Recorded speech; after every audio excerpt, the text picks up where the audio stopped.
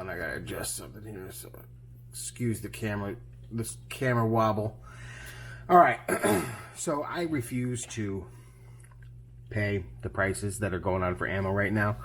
Now, luckily, I was a little ahead of the curve, and I saw what was happening, and I knew immediately back when Trump was in office to make sure I was purchasing plenty of ammo and other stuff like that. Always been a little bit of a prepper, so food, water, filtration, medical supplies, and firearm stuff and stuff like that, shelter stuff. Always been into that. The firearms aspect of it is more of a hobby. Along with the prepping thing, I enjoy it, so it's not, the prepping may not be such a hobby as it is something that I just mentally can't avoid. I feel I have to have the prepping stuff, where the firearm aspect, obviously I feel I have to have that too, but I also enjoy that. It's not like I'm running around, open up cans of, of my food storage for fun. Like, yeah, this is awesome. So, but with the firearms, I definitely enjoy them in a different manner than the rest of my preps. Not that I don't practice with preps or anything like that. But, so that being said, one thing I've always been a big component of,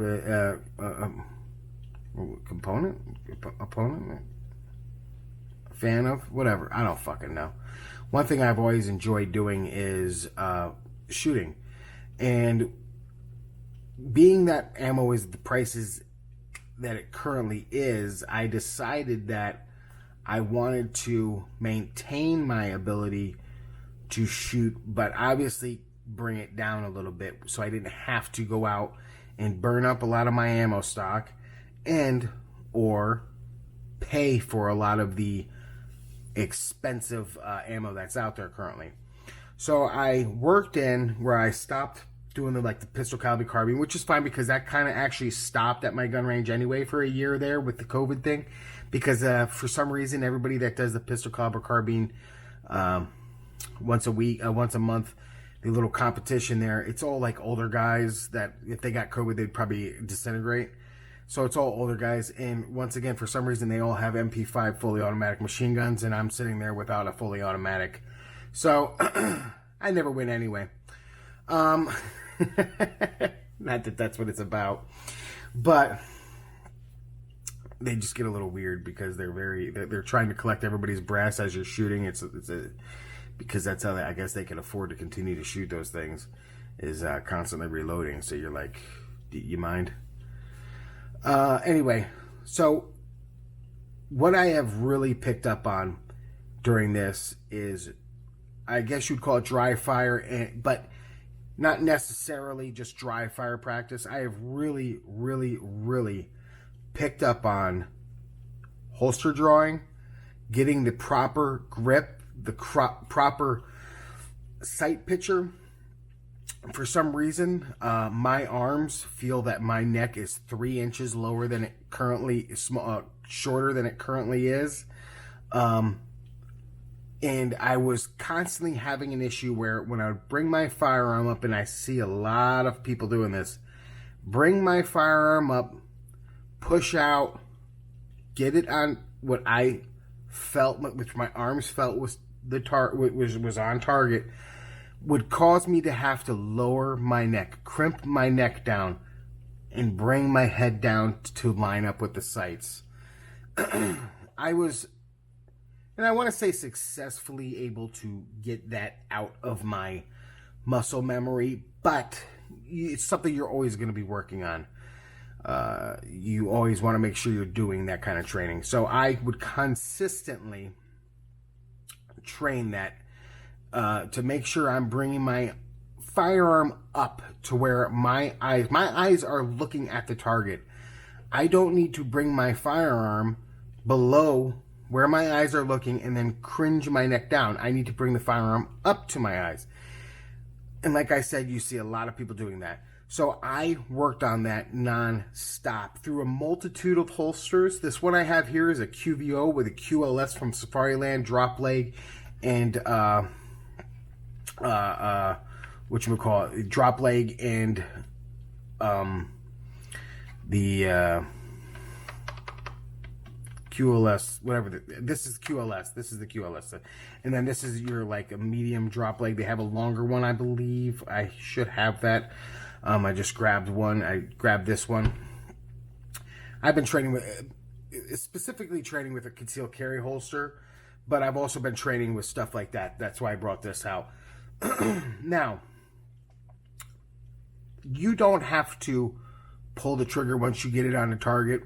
I suggest that you do. Now, obviously, the caveat being that you want to make sure 100% that your firearm is safe. You do not want a magazine that has ammunition in it anywhere near the room or area that you are training in. That should be locked up, put in a drawer, put somewhere where you have to physically go and get it when you are done and it is not near, because a loaded magazine will always find its way into a firearm. It's what, if you train enough, you will constantly do. You will eventually put that loaded fucking magazine into the firearm. Forget about it. Put the gun down. Be talking. Pick up the gun. Rack it to reset your trigger. Punch out. And boom, blow a hole right through your TV if you're shooting at the TV like I like to do. So, do not, when you are done training, the gun goes away, and with the magazine in, whatever you do when you're not training your firearm, that's a safe spot, you do that. But you do not have the magazine anywhere near this thing, and you purposefully put this away or do whatever you do with it when you're done training, that you will no longer be picking it up and just slinging it around. So, you've got several ways of doing it. Now, what I do sometimes is I'll put a little earplug in here so it's not as loud, but I'll use my pack timer. You could also use your timer on your microwave, on your oven, on your phone. You could even do what I enjoy is shoot the first person that shows up on a commercial. So if you're watching a show and you're standing there like I like to do, I like to sit there, kind of just stand there, watch a show, half-hour show, 45-minute show, and the first commercial that shows up, boom, I'm pulling, I'm coming out and aiming and squeezing the trigger. Resetting the trigger, back in the holster. Next commercial, boom, bang, same thing. So you could do stuff like that. That is all excellent ways to learn how to exactly get, because if you can't fundamentally get the right grip, now you're gonna have to eventually translate this over to the range to make sure you are getting a correct grip for your hand and everything like that. But for the most part, you want to get a nice high grip, high with the webbing of your finger up here, finger over here, and yank, and then finger placement on the trigger wherever it works best for you. You do not want to have to grab your firearm out of the holster and kind of be all cattywampus. That's not a good way of doing it. So that is my main way of training for holster drawing is I can do it at the range without any ammo and just do it consistently. And yes, it's something I've done for a little while, a long time, I would say. Not a little while, but a long time, just out of sheer boredom sometimes. I would suggest that you also work in some reloads while you're doing that, because you don't have to have ammo to practice reloading. Just learning how to properly, because sometimes, like people like me, I've got very short, muscular hands, so while it helps with recoil mitigation and stuff like that, it does not help for pressing the magazine release, because I've got little muscular short fingers, that are just all nothing but calluses because of my career choice and years of riding dirt bike as a kid, and then 25 years of riding motorcycles with no gloves on, and my hands are nothing but calluses. The whole underside, this is all calluses. So, but like my thumbs are not particularly long, so I have trouble reaching the magazine the magazine right there, and I kind of have to sometimes go like that. Sometimes I'll sweep it with this finger. A lot of times on some firearms, like some of my SIGs to 226s, I've had to put the magazine right here, release right there, and then I could, the way it's designed, I can't remember, it's this finger. I can, this and that, and then just hit it that way and drop the mag. Not that I suggest that's how you do it. That's just how I did it over years of training and practicing. For this, you also need some type of holster. I always suggest that you have a light for your firearms. I have Surefire lights on every one of my firearms. I have like 30 of these Surefire lights, about 6 or 7 of them on handguns, and the 300 Ultra is the one I like, and then numerous ones on rifles. So get a holster that works good with your firearm. This, like I said, is just a QVO. I like this one because this is a Glock 19 version. This is obviously a Glock 19. It does, doing constant wear, it does start to wear the finish a little bit. There's not much you can do about that. But I have that with other firearms that I have, like other Safari, like I have a Safariland holster for a SIG 226. It's like the old Blackwater. I can't remember whatever they call it now. Tactical. That thing is doing this almost the same thing, but in a different spot. Yeah, the Glock 17 here, it's the same thing. It's wearing away the finish a little bit up there, but who the fuck cares? I'm sorry, this is a Glock 45. This is the Glock 45. It's just the same slide as the 19. It's just got the grip for the 17. That fits in there perfectly. Now, mind you, this is a Glock 19 holster, but because I'm not sure if it's going to be like this for all of them, but because I have the Surefire light, here's a Glock 17. This also has the same holster where you're going to see there. It's something that happens. Because this is got the Surefire light, even though this is the 19 holster, this whole area is going to be, so you could probably fit I'm thinking a Glock 17L in there. Glock 17L, the long slide. I don't know if you could fit a 34, and yes, these were all safety checked. This is the 3rd time I'm trying to do this video, so all these have been safety checked previously. The Glock 19X, which I did not bring out, which is just the Glock 19X is the Glock 45 just in tan, and that actual 17L, this is actually from the Glock 19X. This one's Surefire light, the bezel started to come off a little bit, so I had to send it back to Surefire because it's not user serviceable. This started to back off. Yeah, it was really carbon up. I know these guns look nice and clean, right? It's because I clean my shit.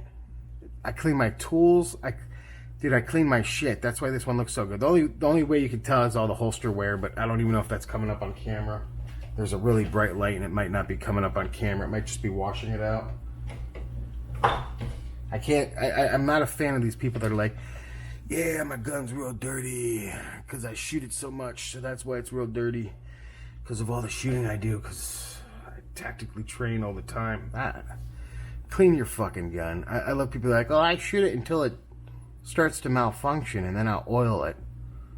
What happens if some shit goes down and you desperately need that firearm to work? I don't understand that. I like I go to the range when I get home. I might not be able to do it immediately, but within 48 hours, that gun is cleaned. Cleaned, like to a, like clean. I go through it and clean it. Which, it's another thing. You could sit there and watch TV with the family after dinner. After you help make dinner while you're waiting for it to finish cooking or something like that. Spend 35 minutes cleaning the gun, and 35 minutes you could get that gun detailed cleaned.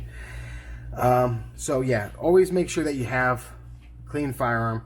Make sure you guys are doing the training. You don't need to be wasting your money on ammo right now at the full prices. You could wait, you could hold off. Obviously, I say that with a little bit of caveat because I'm still going and putting to practice what I'm preaching and what I'm training, just to verify that it's working correctly 100%. But I've also been shooting for a really long time. So, some of this stuff is just more or less just more fun and less training when I go to the range. It's more fun, which you also use to reconfirm your training, obviously. But like I said, magazine reloads, low ready practicing, holster draw. That's the biggest thing to me is holster draw, guys. Holster draw, holster draw, holster draw.